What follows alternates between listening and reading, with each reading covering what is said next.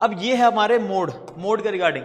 Mode, सबसे पहले देखो, mode is most often data entered. Most often data enter, इसको आप याद कर सकते हो मोड को, कि जो भी नंबर आपका सबसे ज्यादा बार रिपीट होगा that will be your mode.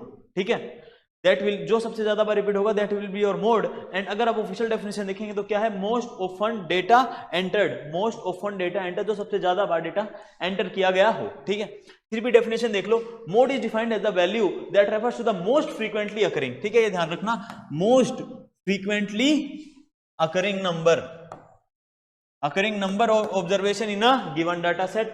In simple words, the number observation having highest frequency, जो सबसे ज्यादा बार रिपीट होगा, highest frequency होगी, is known as the mode of the given data.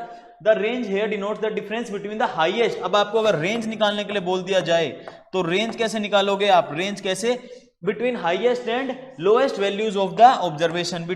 कैसे निकालोगे, हाईएस्ट एच वी लिख रहा हूं, highest value minus lowest value, then you will get the range of the given data set. ठीक है, चलिए अब देखिए, ये एक फॉर्मूला है जो कि कॉम्प्लेक्स फॉर्मूला है, बट आपको ध्यान रखना है क्या, मोड का फॉर्मूला जब आपको दे दिया जाए एल, जो कि डिनोट करता है लोअर लिमिट किसकी, मॉडल क्लास की, और एच जो डिनोट करता है आपकी size of the class interval. ठीक है, एफ एम डिनोट करता है आपकी frequency of the model class, F one denote करता है frequency of the class preceding the model class, F two denote करता है frequency of the class succeeding the model class.